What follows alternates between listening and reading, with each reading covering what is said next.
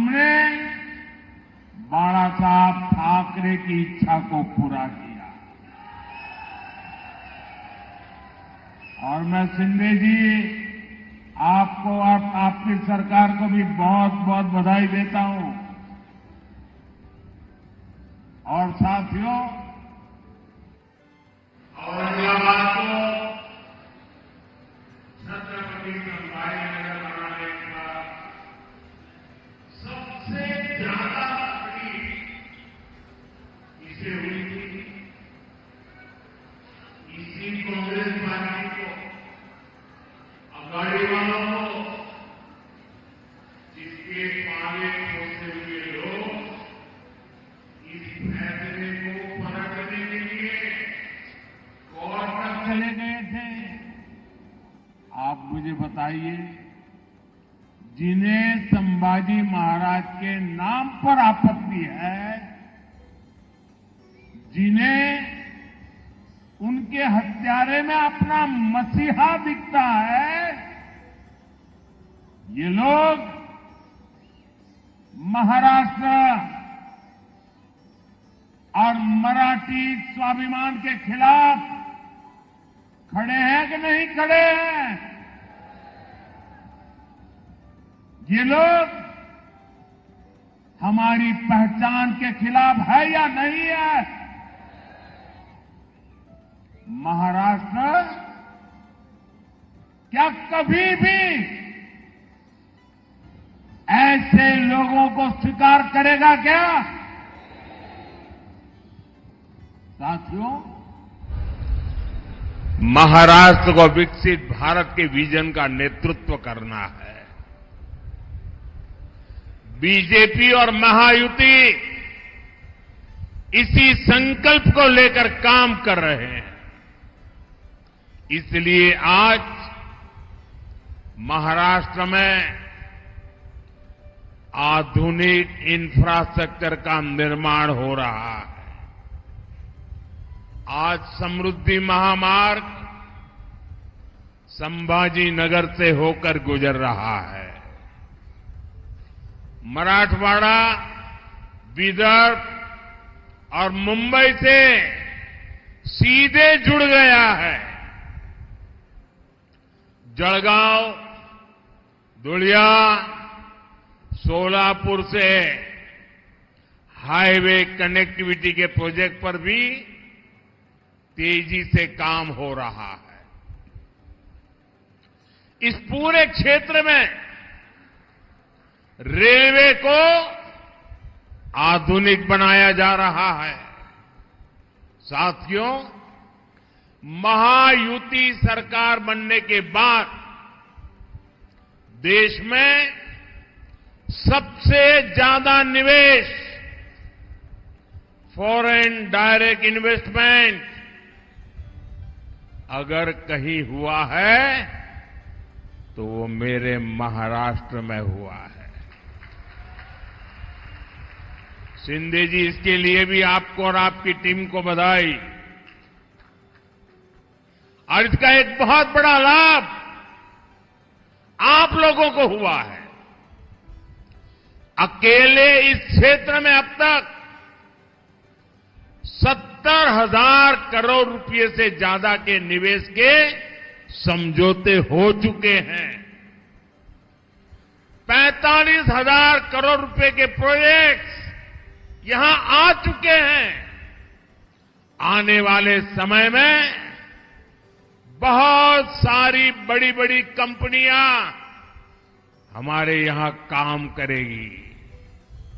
इसके लिए यहां महाराष्ट्र का सबसे बड़ा इंडस्ट्रियल पार्क बनाया जा रहा है। और इस सब का नतीजा क्या है?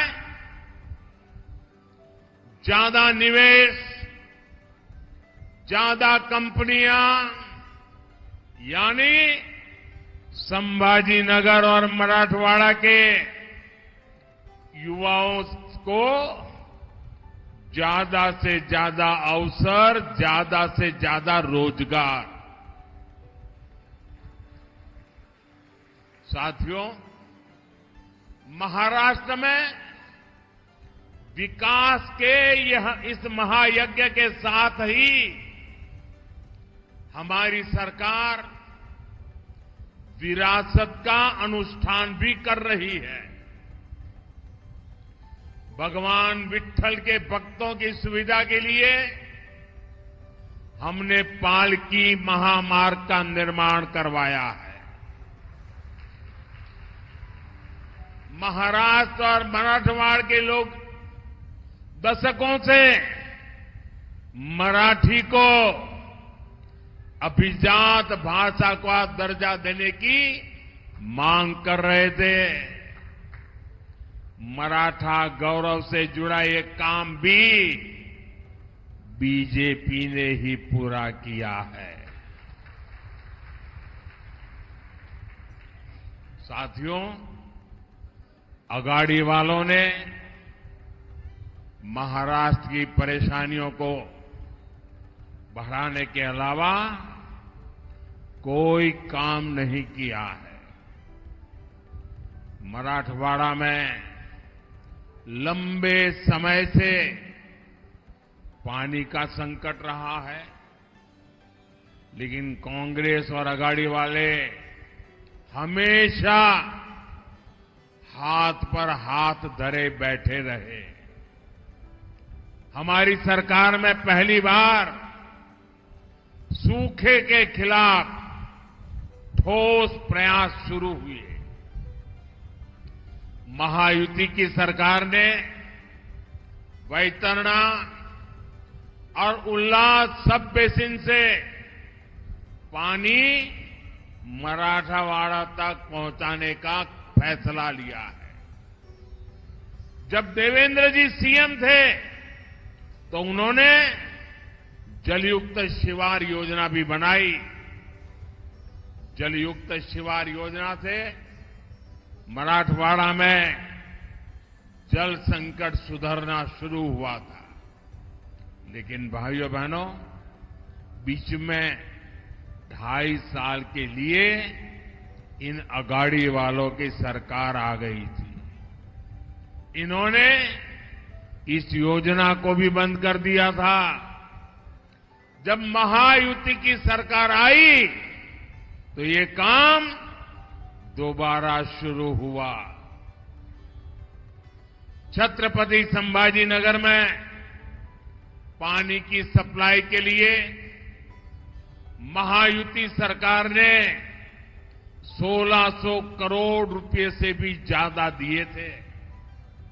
इस पर भी अगाड़ी वालों ने ब्रेक लगा दिया था। अब जब उसे दोबारा शुरू किया गया है तो इस योजना की लागत बहुत बढ़ गई है। इसके लिए अब केंद्र सरकार अलग से 700 करोड़ रुपए दे रही है। ये फर्क है महायुति और अगाड़ी वालों में। ये फर्क है बीजेपी और कांग्रेस में।